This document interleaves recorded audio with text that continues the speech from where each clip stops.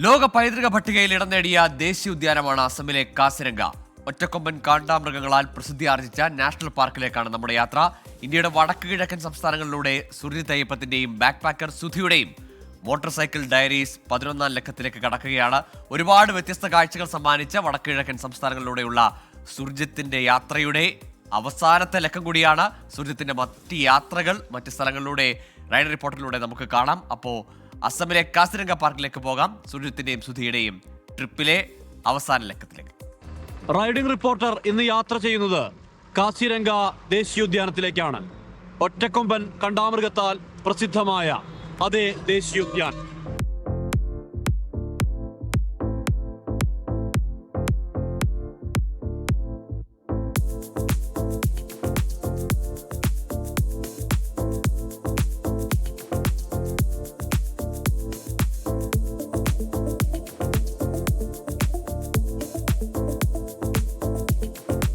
നമ്മൾ കാസിരംഗ നാഷണൽ പാർക്കിലേക്കുള്ള വഴിയിലാണ്. വഴിയിൽ ധാരാളം തേയിലത്തോട്ടങ്ങൾ കാണാൻ എന്നുള്ളതാണ്. അതുകൊണ്ടൊന്ന് നിർത്തിയതാണ്. തേയിലത്തോട്ടങ്ങളുടെ അവസ്ഥ എന്താണെന്ന് കാണിക്കാൻ. കാരണം ഇവിടെ വലിയ ഹിൽ ടോപ്പിലൊന്നല്ല തേയില. സാധാരണഗതിയിൽ വയനാട്ടിലും അതോടൊപ്പം മൂന്നാറിലും ഇടുക്കിയുടെ മറ്റു പ്രദേശങ്ങളിലും ഒക്കെയാണ് ഇങ്ങനെ തേയിലത്തോട്ടം വ്യാപകമായി കുന്നിൻപുറങ്ങളിലാണ്, മലമുകളിലാണ് കാണാറുള്ളത്. പക്ഷെ ഇവിടുത്തെ സ്ഥിതി അങ്ങനെയല്ല. മൊത്തം കരയില് സമതലത്തിലാണ് തേയില വിളഞ്ഞു നിൽക്കുന്നത്.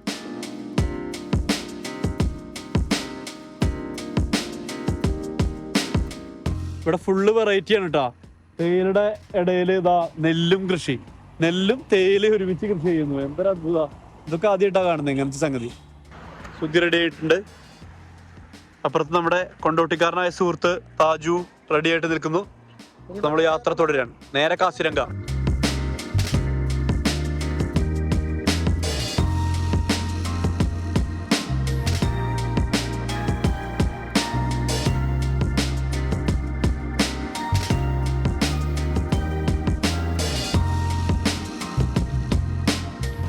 നമുക്കൊരു ആനേനെ സൈറ്റ് ചെയ്തു സുഹൃത്തുക്കളെ.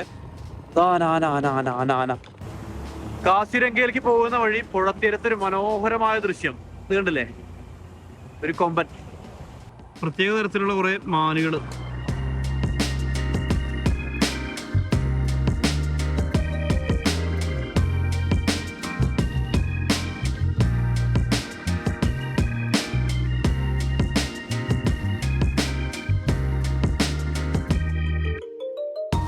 നമ്മൾ കാസിരംഗ നാഷണൽ പാർക്കിലൂടെയുള്ള വഴിയിൽ ഒരു സ്പോട്ട് കണ്ടു. അവിടെ ധാരാളം ആളുകൾ ഇങ്ങനെ വന്ന് നിൽക്കുന്നുണ്ട്. അതിന്റെ കാരണം എന്താണെന്ന് വെച്ചാൽ അവിടെ വയലിൽ ദൂരെ ആനകളും കണ്ടാമൃഗം, ഒറ്റക്കൊമ്പൻ കണ്ടാമൃഗം മേയുന്ന ഒരു കാഴ്ചയാണ്. അത് മനോഹരമായ കാഴ്ചയാണ് ശരിക്കും. പക്ഷെ അത് വളരെ അകലത്തിലാണ് നിൽക്കുന്നത്. അതുകൊണ്ട് തന്നെ ദൃശ്യത്തിൽ എത്രത്തോളം പ്രതിഫലിപ്പിക്കാൻ പറ്റുമെന്ന് അറിയില്ല. വളരെ ദൂരത്താണ് ഈ ആനയും ഒപ്പം തന്നെ ഈ കണ്ടാമൃഗവും കാണുന്നത്. എന്തായാലും വളരെ മനോഹരമായ ഒരു കാഴ്ചയ്ക്ക് സാക്ഷ്യം വഹിക്കാൻ കഴിഞ്ഞതിൽ സന്തോഷമുണ്ട്.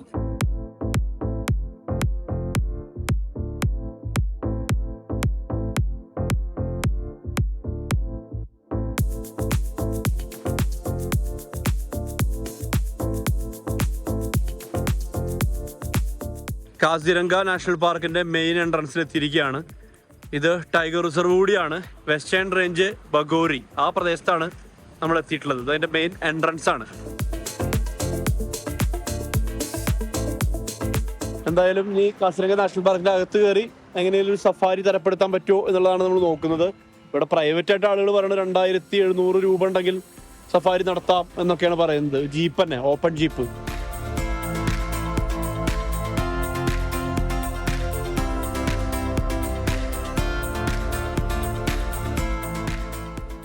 ഞങ്ങളങ്ങനെ വനത്തിന്റെ അകത്തേക്ക് ഒരു ജീപ്പ് സഫാരി പോകാൻ തീരുമാനിച്ചു. അതിന്റെ റേറ്റ് ഒക്കെ ഇവിടെ രേഖപ്പെടുത്തിയിട്ടുണ്ട്. ഇവിടെ വിവിധ സോണുകളിലും റേഞ്ചുകളിലും ആയിട്ടാണ് ഇത്തരത്തിൽ ജീപ്പ് സഫാരി നടക്കുന്നത്. Eastern range, central range, western range. നമ്മളിപ്പോൾ നിൽക്കുന്ന വെസ്റ്റേൺ റേഞ്ചിലാണ്, ബഗോരി എന്ന് പറഞ്ഞ സ്ഥലത്താണ് നമ്മളുള്ളത്. എന്തായാലും യാത്ര ഇവിടെ തുടരുകയാണ്. എന്തെങ്കിലുമൊക്കെ കാണാൻ പറ്റുമെന്ന് വിചാരിക്കണം. പ്രതീക്ഷയൊന്നുമില്ല. കാരണം എന്താ വെച്ചാൽ ഈ മഴ നിൽക്കുമ്പോൾ മൃഗങ്ങൾ വരാൻ ചിലപ്പോൾ സാധ്യത ഭയങ്കര കുറവാന്നൊക്കെ പറയുന്നുണ്ട്.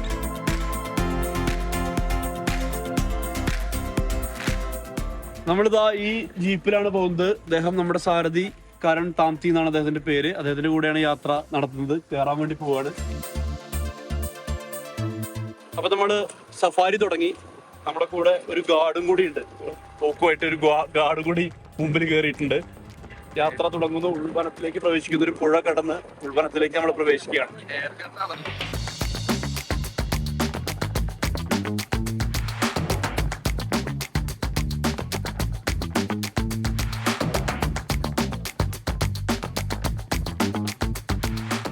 എടാ മോനെ, റൈനോടെ ദർശനം തുടങ്ങിട്ടാ.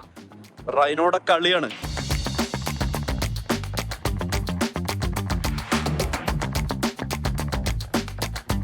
നമുക്ക് ആദ്യം കിട്ടിയത് ഒരു മാനിനെയായിരുന്നു. പിന്നെ റൈനോസ് 2 പേര് ഒരു കണ്ടത്തിൽ ഇങ്ങനെ വിശ്രമിക്കുന്നു. ഇവിടെ മൊത്തം ആകെ മേഞ്ഞു കിടക്കുന്നുണ്ട്. ഇത് മാത്രമല്ല, ആനകളും അങ്ങനെ അതൊക്കെ ഉണ്ട് ഇവിടെ, ഈ മേഖലയിലൊക്കെ കാണാനുണ്ട്.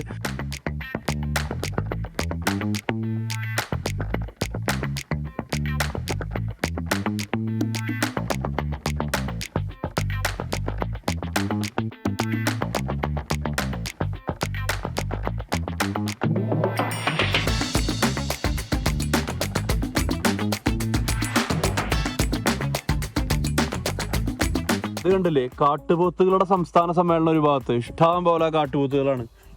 യഥാർത്ഥ ബഫല്ലോ എന്ന് പറയുന്ന ജംഗിൾ ബഫല്ലോ, ശരിക്കും അത് ഒരുപാടെണ്ണം അവിടെ മേഞ്ഞ് നിൽക്കുന്നുണ്ട്. അതിന്റെ സമീപത്ത് കുറെ പക്ഷികളെയും കാണാനുണ്ട്.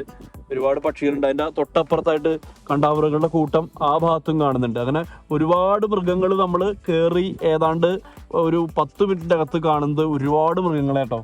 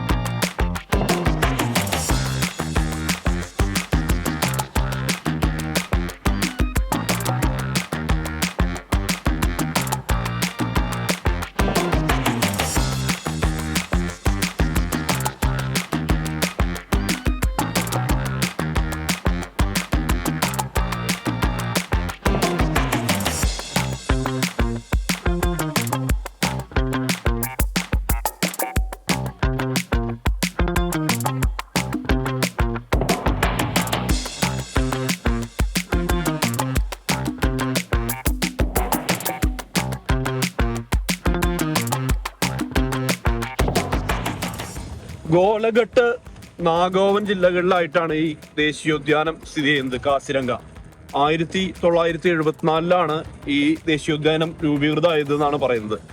എന്തായാലും ഈ കണ്ടാമൃഗത്തിന്റെ, ഒറ്റ കൊമ്പുള്ള കണ്ടാമൃഗത്തിന്റെ വാസസ്ഥലം ഉള്ള അപൂർവ സ്ഥലങ്ങളിൽ അത് ആ നിലയിൽ ലോകപ്രസിദ്ധമാണ് ഈ സ്ഥലം. ആദ്യം റിസർവ് ഫോറസ്റ്റ് ആയിരുന്നു. പിന്നീട് 1974 ദേശീയോദ്യാനമായിട്ട് പ്രഖ്യാപിക്കുന്നത്. 2006 ഇത് ടൈഗർ റിസർവ് കൂടിയായി. ടൈഗറിന്റെ ഒരു ടെറിട്ടറിയും കൂടിയാണിത്. പക്ഷേ ടൈഗറിനെ നമ്മളൊന്നും കണ്ടില്ല, ഒന്നും സൈറ്റ് ചെയ്യാനുള്ള ഭാഗ്യം നമുക്ക് ഉണ്ടായിട്ടില്ല എന്നുള്ളതാണ് ഏറ്റവും പ്രധാനപ്പെട്ട കാര്യം. 471 ചതുരശ്ര കിലോമീറ്റർ ആണ് ഇത്ര ഇതിന്റെ വിസ്തൃതി. അത്രയും വലിയ വൈഡ് വിസ്തൃതിയിലാണ്.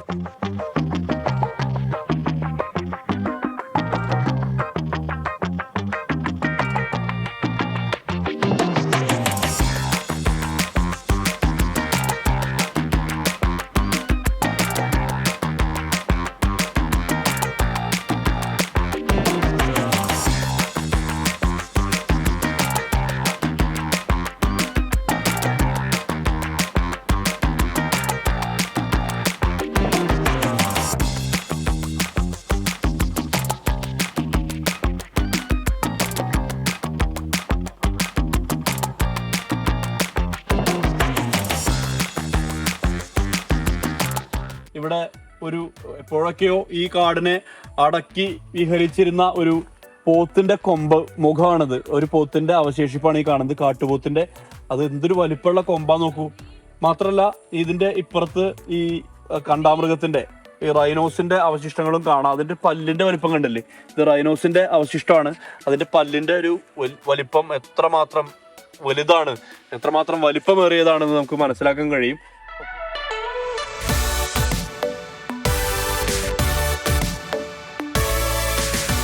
അങ്ങനെ നമ്മൾ വാച്ച് ടവറിന്റെ മുകളിലേക്ക് എത്തി.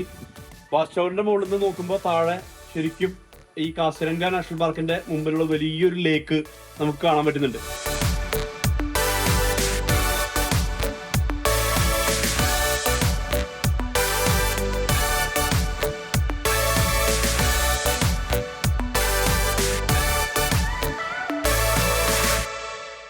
അസമിലെ കാസിരംഗയുടെ മണ്ണിൽ നിന്ന് റൈഡിംഗ് റിപ്പോർട്ടർ അവസാനിക്കുന്നു. സുർജിത് അയ്യപ്പത്ത്, 24.